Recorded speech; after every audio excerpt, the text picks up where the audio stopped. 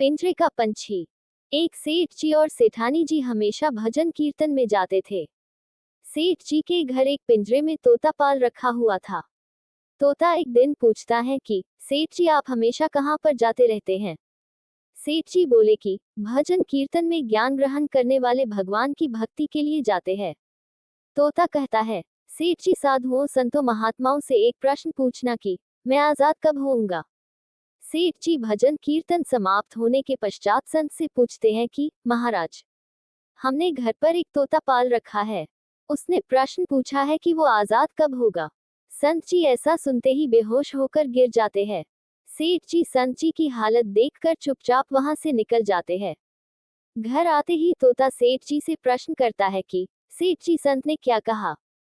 सेठ जी तोता से कहते हैं कि हे तोते तुम्हारी किस्मत ही खराब है। तुम्हारी आजादी का प्रश्न पूछते ही संत जी बेहोश हो गए।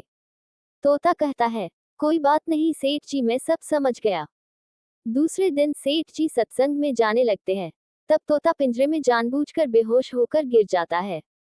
सेठ जी उसे मरा हुआ मानकर जैसे ही उसे पिंजरे से बाहर निकालते हैं तो वह तोता फुर्त से आकाश में उड़ जाता है। सत्संग जाते ही संत सेठ जी से पूछते हैं कि कल आप उस तोते के बारे में पूछ रहे थे ना, अब वो कहाँ है। सेठ जी कहते हैं हाँ महाराज, आज सुबह सुबह वह जानबूझकर बेहोश हो गया। मैंने देखा कि वो मर गया है, इसलिए मैंने उसे जैसे ही बाहर निकाला तो वह फिर से आकाश में उड़ गया।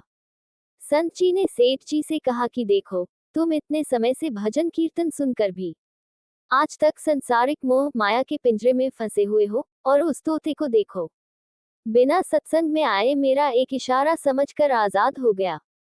इस कहानी से तात्पर्य ये है कि हम सत्संग में तो जाते हैं, ज्ञान की बातें करते हैं या सुनते भी हैं, पर हमारा मन हमेशा संसारिक बातों में ही उलझा रहता है।